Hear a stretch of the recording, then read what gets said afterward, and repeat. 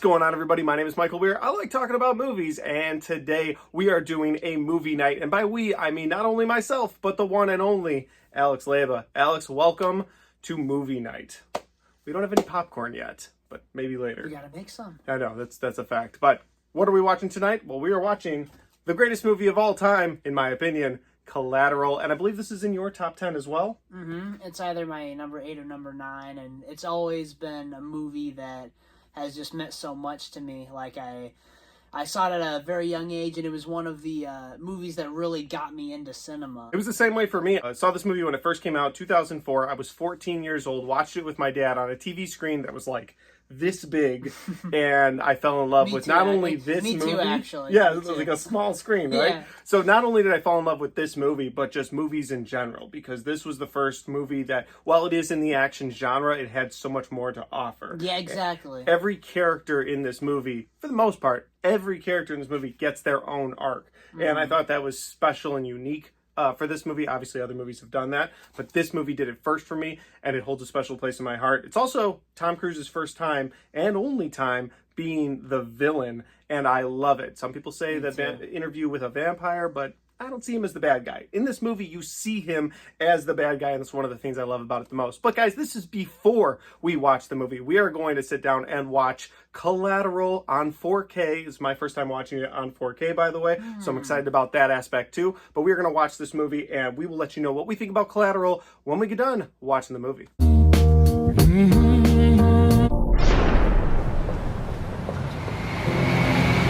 Hey, come on, I'll take it. I got 5 stops to make. What's your name? Max. Max. I'm Vincent. Whatever, man. We gotta roll with it. You just met him once and you kill him like that? What, I should only kill people after I get to know them? Rustling with my work. Gotta roll with it. And so we have watched Collateral, my favorite movie of all time. And Alex, I want to go to your thoughts first on this great film. Go ahead. Throughout the whole movie, we were just like talking throughout the whole thing, like just about like, oh yeah, this shot, you know, like, and then just like just so much trivia about the movie, like some stuff that I knew and he didn't, and then vice versa, some things that he knew that I didn't, and like, you've got the eye for that. The cinematography in these movies, and so you were pointing out digital shots, 35 millimeter shots. It was cool to see that perspective, because usually I'm looking at everything else, so that was cool. I like getting that perspective from you, and then I think there were a couple plot elements that I had kind of thrown your way. And one of them blew your mind. Okay, so one of the plot elements just completely blew my mind, and so this is, like I said, this is his favorite movie, like I think 9th favorite movie, or maybe 10th of all time, and I don't understand how I've never picked up on this. With Tom Cruise's character, I always took it as his character was going to let Jamie Foxx live by the end of it. But now he's saying it's the kind of thing to where, like, he was going to kill him at the end. Right. I don't know. Do you want to keep this in for spoilers? No. The movie's been out since 2004. You've been warned. Go watch the movie. Okay. It's a great film. But no. Yeah, I agree. And really, my reasoning for that is at one point, Mark Ruffalo's character says that a story like this happened before, where a bunch of people were killed. It looked like a hitman did it, but it ultimately was pinned on a taxi cab driver who went crazy.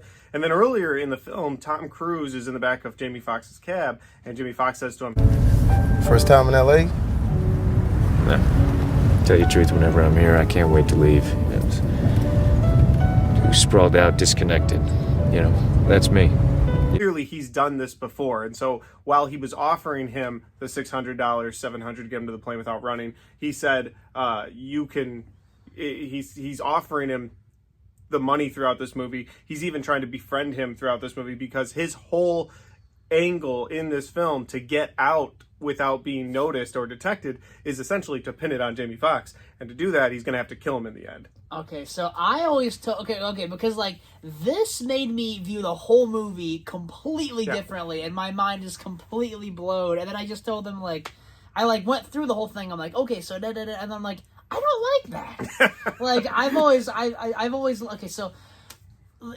I always thought that with the movie, it was the kind of thing to where, like, he, you know, like I said, I always thought that he was going to let him live, and you know, by the end of it, you know, and throughout the movie, they're having these conversations, and you know, he ends up saving him at the club, right, and like protecting him and stuff, and I always took that as that, you know, it's like even though he's holding him hostage, you know, like they're also like kind of becoming friends in a way too, and like it's like, yeah, he's holding him hostage, like, you know, like, but almost like they were understanding each other. Back.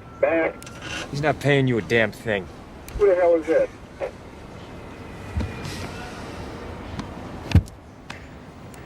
Albert Ricardo, Assistant U.S. Attorney, a passenger in this cabin. I'm reporting you to the DMV. Well, let's not get excited. Not get excited? How am I supposed to not get excited? Listen to you try to extort a working man. You know goddamn well your collision policy and general liability umbrella will cover the damages. Now what are you trying to pull, you sarcastic prick? Look, I was just trying to... Tell it to him. Tell him he's an asshole. Go ahead. You're an asshole. Tell him he pulls his shit again, you're gonna stick this yellow cab up his fat ass. And next time you pull any shit, I'm gonna have to stick this yellow cab up your fat ass. yeah, Throughout the movie. exactly. But now it's the kind of thing that we're like, no, he was just keeping him alive because he's his Essentially, he's his accomplice. Now it's completely different because, you know, like he was only keeping him alive because of that, and like, you know, like he was gonna kill him at the end. So now the whole movie's just like completely different from me. That's crazy. Yeah, it does. It frames it differently because and that's the cool thing about movies because you can always look at a movie a little differently. You can choose to watch the movie like, oh, maybe they were getting along, but and I think what goes to prove that point that they were never really on the same page is that at the end there when he's got the lawyer cornered, he looks at Jamie Foxx like, what are you gonna do about it? Let her go. Max? Why? What are you gonna do about it? Anyway, I started blasting. Bang! Bang! Like, he never really you was gonna do befriending him. about He never really thought much of him. He just assumed another dumb taxi cab driver he could take advantage for the night. And then, that sounds weird, but he felt like he could take advantage of him and his situation for the night. And then from there, he would execute him on his way out of town. And so, yeah, he's Tom Cruise. When I say he plays the villain, there is not a redeemable thing about him in this whole movie. The only reason Vincent keeps Max alive is to ultimately use him yet again at the end. But obviously everything goes wrong. And I love it. You know, again, you were pointing out some of the cinematic aspects of it. And there are some scenes, I've never really seen a flaw in this movie myself, but there are some scenes that look so grainy, and I can't imagine that's the 4K cut, because I feel like they're the same way in the Blu-ray cut. You know, it's... And before. Yeah, you know what's so crazy, though, is that, like, I've looked for... Okay, so... The thing about this movie is that it was shot on... I've heard that it was shot mostly digital, but then, like, certain shots were done 35 millimeter. But now I'm learning that apparently all the interior shots were done with 35 millimeter. And I'm like, what? I thought it was all digital and stuff, you know, but looking at it on the 4K, it's like, yeah, you know, it's like, this is definitely 35, you know, it looks much more cinematic, but it's just like certain shots look really grainy. There are scenes in this movie where you pointed it out first. They look like they're almost like Saw cutscenes. Yeah. Some of them are just filmmaking, like going around a wall that's not real. That's fine. Your average person's not going to notice that. But there's one scene in particular where they're watching Jamie Foxx enter this building to get more information from the cartel, and the FBI is watching them. And when it cuts to the FBI, every moment they're in that fake warehouse, it looks like a Saw cutscene. It really does. Like, I saw that, and for the first time, I was like, wow, you ruined that for me. No, but seriously, like, that was cool to have it pointed out. You know, as far as the action goes in this movie, there is the scene in the club where the action is at its height in this movie, because for the most part you're just dealing with a hitman, goes around a couple shots, and those are cool scenes too, like the one in the alley. But man, you get that scene in the club where you have the cartel, you have the police, you have the bodyguards for the guy that Vincent is there to do the hit on, and man, it's overall, that scene is, if you like action, that's the scene in this movie that you'll be like, hell yeah, that was awesome. Otherwise, a lot of the killing in this movie is subdued. Yeah, and a couple of them are even off screen. Yeah, they so, are. but ultimately it's still, to me, it's still an action movie. It's a thriller first and foremost, but it's still an action movie with that scene especially. Great performances all around. That's another thing I wanted to touch on. Something we talked about throughout this movie was just the characters. Obviously, Jamie Foxx and Tom Cruise getting their arcs in this movie. One thing you point out to me was the coyote scene. Yeah. I never understood that scene before. He said, Michael Mann, it's like if he puts something in a movie, like it's there for a reason. Right. And like it's kind of metaphorical. You can kind of interpret it however you want, but it's the scene where, the coyote scene, like where the coyotes are crossing the road, and like both Max and Vincent stare at him for a second, and I always kind of took that as, like Vincent's looking at himself, it's like he's a lone wolf out there. Vincent with the white hair even, kind of resembles a coyote or a wolf a little bit. So it's like he's looking at a version of himself in a way. Yeah, and I thought that was cool. Which I don't know, that's kind of how I always took it, but I never really thought too deeply into it. But now I'm interested to really like look up interpretations of the movie or whatever and like see what other people have to say about it. Yeah, I'd love to know. I'm sure like there's more to it that I'm just not grasping, but yeah. Well, and just the fact that it caught both of them off guard in that moment. Yeah, and also like I imagine you never see coyotes like in LA, so it's just like a downtown very, LA like that. Yeah, exactly, like a very rare occurrence. And like you were saying, so Vincent in the movie maybe it doesn't mean anything. It might not, but Vincent in the movie is like this lone wolf character. They see this coyote, maybe he identifies with it to a point, but the same would go in that moment. It's like Max has that same epiphany because he's always in that cab alone. He's always by himself. His mom's in the hospital. He doesn't have a girlfriend. He's sort of realizing he is that character as well. And you sort of see that come out of him. Part of his arc in this movie that I really like is that you sort of see that come out of him in this movie. He starts as this shy, never going anywhere taxi cab driver who ultimately is going to just die a taxi cab driver. Like he's never going to realize his limousine dreams. However, you get into him interacting with Vincent and it starts to come out of him. He has some of that ability to become more, and it's sort of pulled out of him by Vincent, and it's ultimately Vincent's downfall for picking him, which is pretty cool too.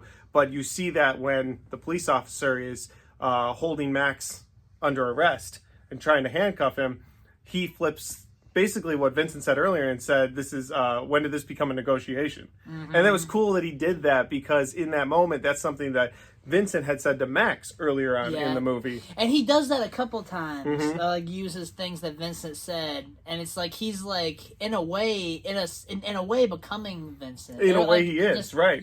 All the way like, down to the shootout on the train. It's like, yeah, exactly, like building his confidence up as a character. Like it's great. It's just terrific character work in this. Like it's just... I agree. What did you say? I said, I think you should tell the guy behind me to put his gun away before I take it and beat his bitch ass to death with it.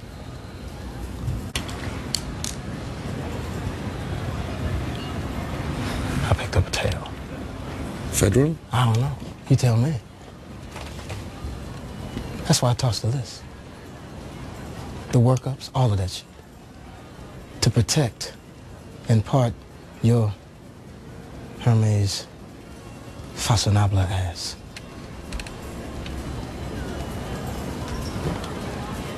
What do you think I like coming in here? But hey, shit happens. Gotta roll with it. Every aspect of this film just spectacular. Cinematography, editing, and one thing I was telling him, or one thing we were talking about, is that like certain shots, like they just look incredible. Like they look like a painting. Just very like well planned out, coordinated shots. But then also there's like that look very cinematic and planned out and structured. But then there's also a lot of shots that look very kind of like like I don't want to say Matt Johnson, but like very like induced documentary, like very, like as Friedkin would say, grab ass, like handheld. I don't know, you know what I mean. And then one thing that I've always noticed that he's never picked up on, like Vincent has a silencer or a suppressor, like for his gun, and like you would think that he would use it more often, but he only used it the one time in the jazz club where he shoots the jazz man. But Yeah, it's it's just true. all the other times he has the silencer off, and like it's just a loud ass gun, boom, boom. Right. You know, Right. it's like you would think he'd try to be more quiet with things, especially in the freaking club where there's a whole bunch of people. You Yeah, know? it is strange. It is strange. Although you see him getting more and more desperate throughout the movie, but he doesn't even open with the silencer. Like, he's not using the silencer on his first couple kills. And then right in the middle, at that third kill, he uses the silencer. And I had never put that together. Like, in the jazz club, it made sense. Like, it's quiet in here. But even then, it was like, why aren't you using this throughout the movie? Other than for dramatic effect for the audience. Because when those gun blasts go off, you really hear them. They pop. So, no, I do get what you're saying, though. Like, that is, I don't know if it's a flaw as much as his character just being overly confident in his mission. That's okay. See what I mean? We'll just go with that. Okay. That's very that's great. He could be just so overly confident with his mission. He's done this before that he's like, okay, I know when to use the silencer. I know when not to. I know when I can get away with it. LA's a big place. Nobody looks the other way, or everyone looks the other way, I should say. Yeah. So, all right. Overall, this still stands the test of time for me. I saw this when I was 14 years old, and it gave me not only a love for that movie in general, but movies, looking at them a little bit different. It wasn't just dinosaur chases or action scenes. It was like, whoa, films can make you feel something more, and they can make you interpret things differently. I also like the callbacks to the front end of the movie, talking about a guy dying on the train, to the end of the movie where he actually becomes that dead man on a train in LA. Hey, Max.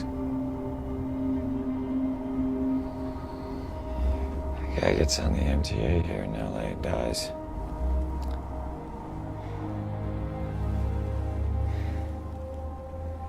Think anybody will notice?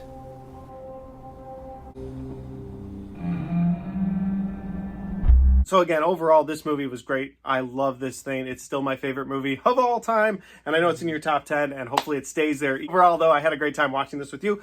This has been a fun movie night. Alex, you got anything else to say? It's Collateral is his favorite movie of all time. It's my, I believe, number 9. This is just fantastic watching this with you because, you know, I've never watched the movie with anybody who loves it as much as I do, and like it's kind of, I mean, like a lot of people really like this movie, but it's like I never hear of anybody say that it's in their top 10 or even their favorite. Yeah. So, you know, like I said, throughout the whole movie, like you were saying a lot about the movie that I didn't know, and vice versa, and so like it was just a great time. Well, it was great watching with you as well, man. We had some popcorn. We ate some pizza. Yeah, it was delivered halfway through the movie. We paused it, but then we went right back to it. It was a good time. I had a fun time watching this movie with you, man. Where can people find you on YouTube?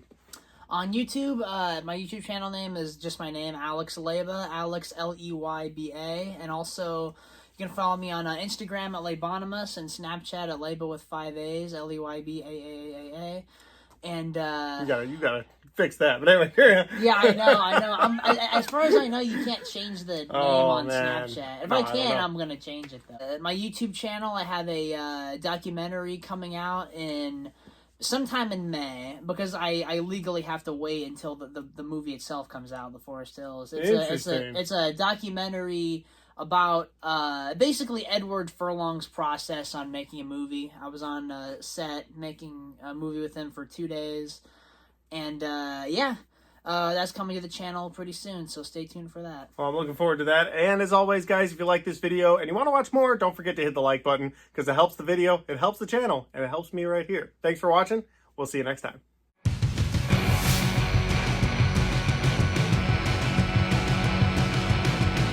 All right, guys, we got to the end of the Collateral movie night, and I loved making this. Loved getting a chance to watch it again with you. It was great. But with all that said, though, guys, if you want to check out more of the content that both of us have created, well, Alex has all of his content right there, and you can check out all of my 2024 movie reviews right there.